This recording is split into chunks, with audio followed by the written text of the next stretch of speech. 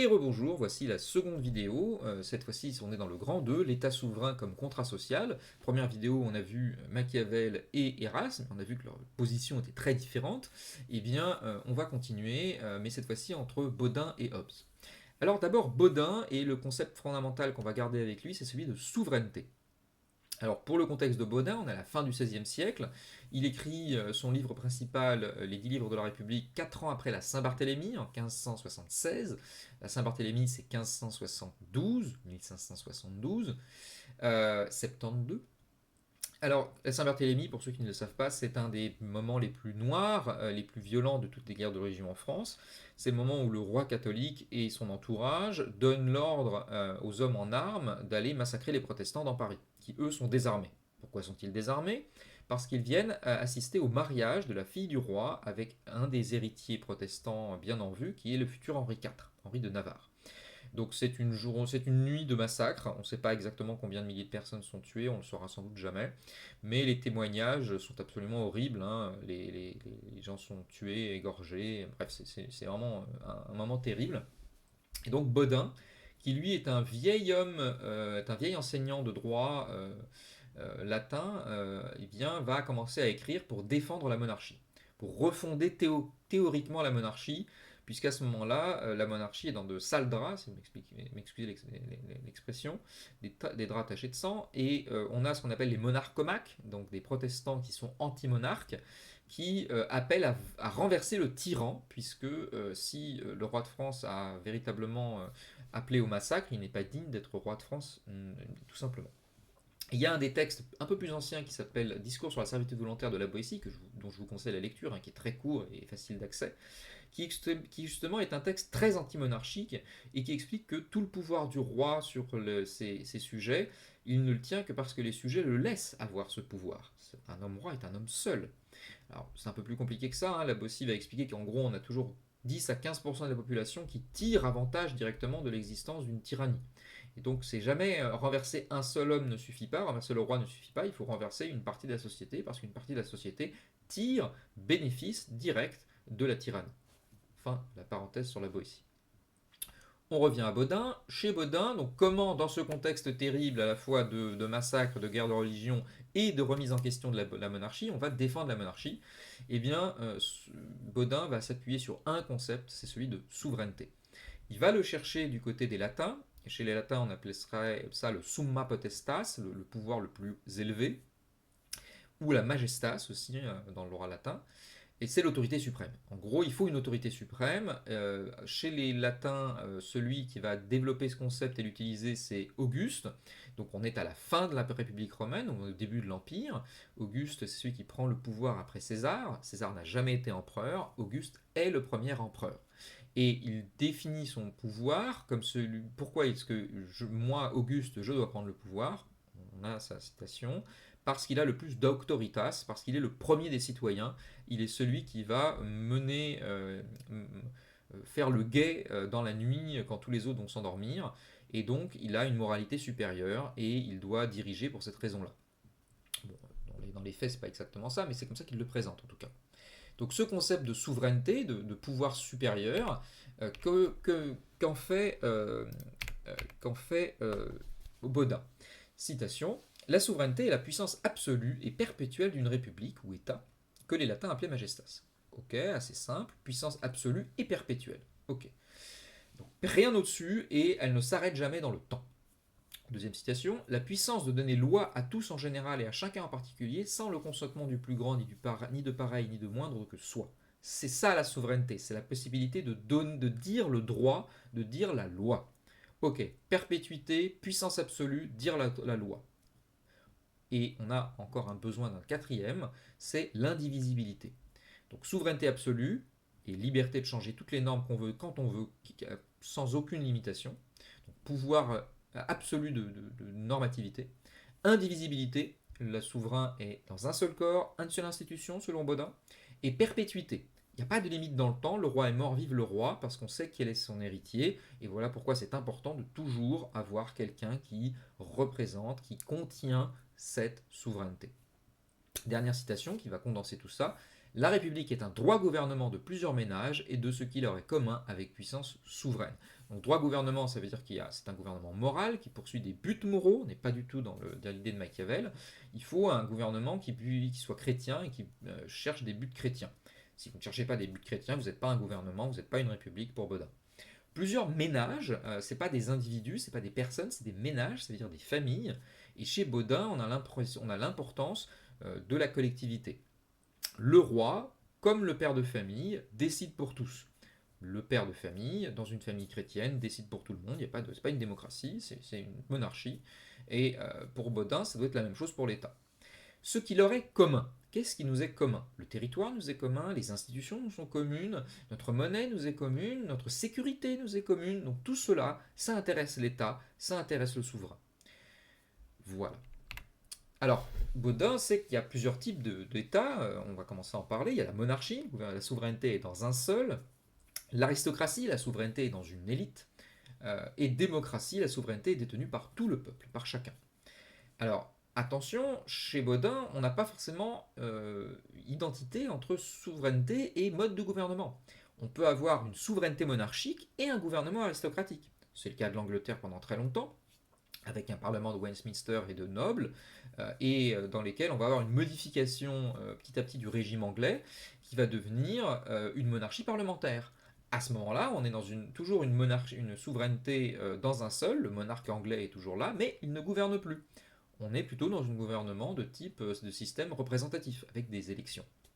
Donc on a des articulations possibles, mais le gouvernement que préfère Bodin, c'est celui de la monarchie absolue, c'est-à-dire dans lequel la souveraineté et le gouvernement sont unifiés, et dans lequel le roi est à la fois le souverain, mais également celui qui gouverne directement.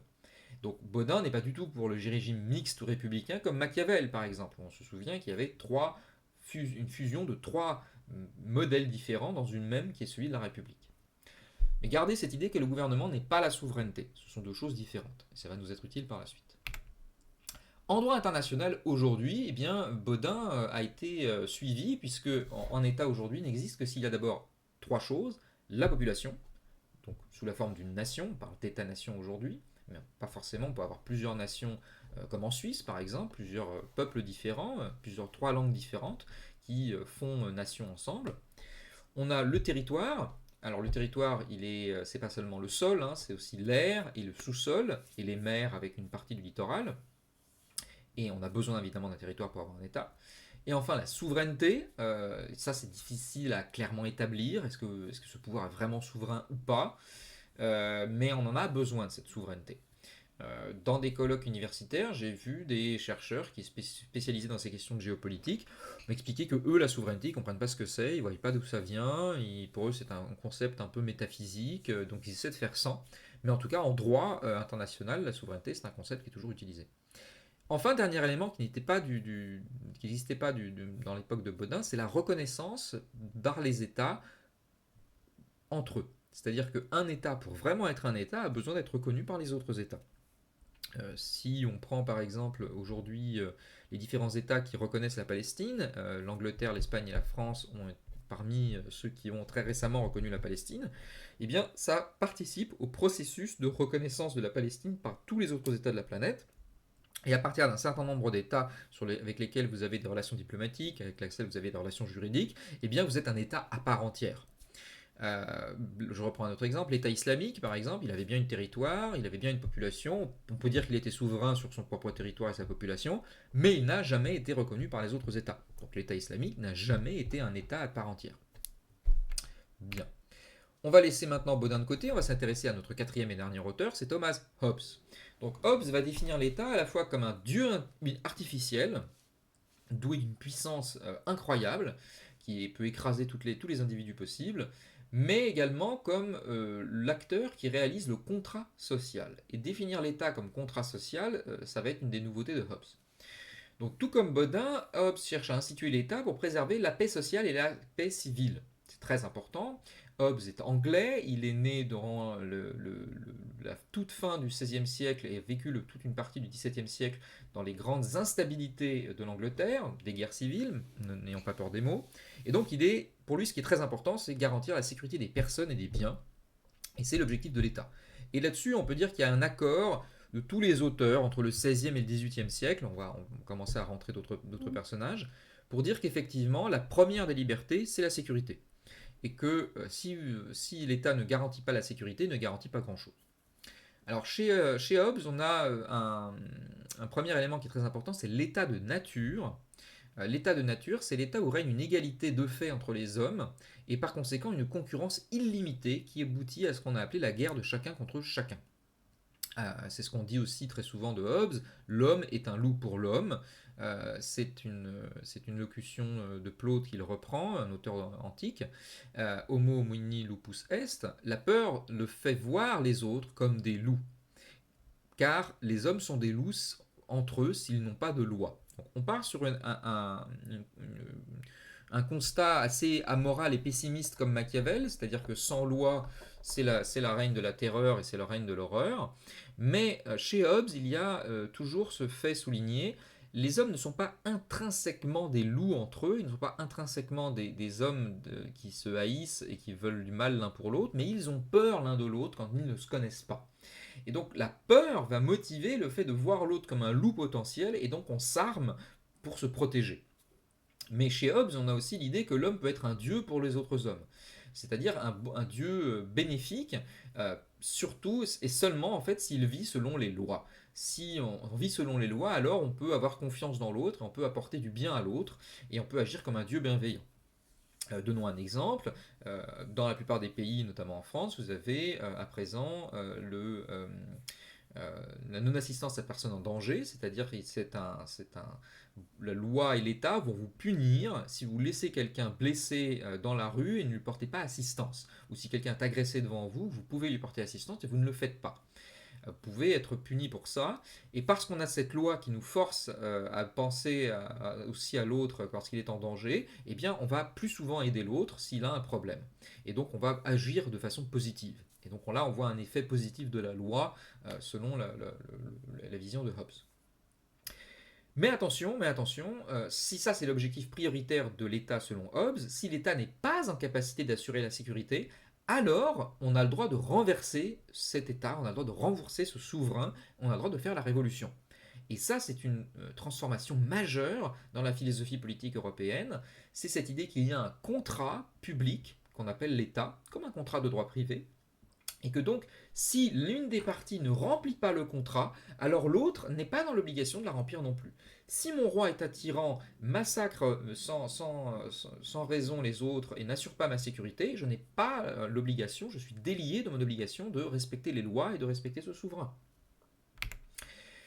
Deux citations. L'unique moyen d'établir pareille puissance commune, l'État, est de transformer tout leur pouvoir, les individus, transfèrent tout leur pouvoir et toute leur force à un seul homme, ou une seule assemblée d'hommes, qui puisse réduire toutes les volontés par la règle de la majorité à une seule volonté. Alors ça, c'est vraiment un élément central chez Hobbes. C'est pas historique, c'est très théorique. Il imagine que l'État, la puissance de l'État, ne tient que parce que les millions d'individus se mettent d'accord pour abandonner leur droit naturel, abandonner leur droit à la violence, pour remettre ce droit uniquement à l'État. L'État va être le seul à avoir cette violence et va organiser la vie de tous et va décider pour tous. Et donc on a un abandon de chacun de sa puissance et sa violence pour que l'État puisse seul être celui qui agit par violence. Deuxième citation. La condition de l'homme est une condition de guerre de chacun contre chacun, auquel cas chacun est gouverné par sa propre raison, et il n'y a rien dont il ne puisse faire usage qui ne soit un moyen de préserver sa vie. Même si on introduit l'État, même si on abandonne sa capacité de violence, tout cela est fait pour la survie, et tout ça est fait pour le bien de tous. Si, et Hobbes le dit très clairement, mon État décide de faire la guerre, et je vois qu'on me demande d'aller mourir dans cette guerre et que je n'ai aucun moyen de m'en sortir, alors j'ai le droit et même l'obligation personnelle de refuser et de déserter. Donc là, on voit que le contrat social de Hobbes fonctionne à tous les niveaux, jusqu'à ce qu'on dise et jusqu'à ce qu'il écrive qu'il y a un droit à déserter et à ne pas obéir à l'État si cela remet en question la préservation de votre vie, qui est la première raison pour laquelle on fait un État. Donc ça fonctionne assez bien.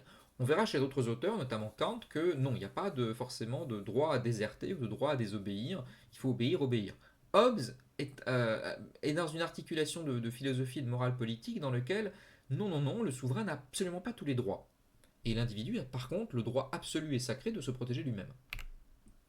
Hobbes, comme Machiavel, ne fait pas appel à l'existence du divin pour penser la possibilité d'une organisation politique rationnelle, tournée vers le bien du plus grand nombre.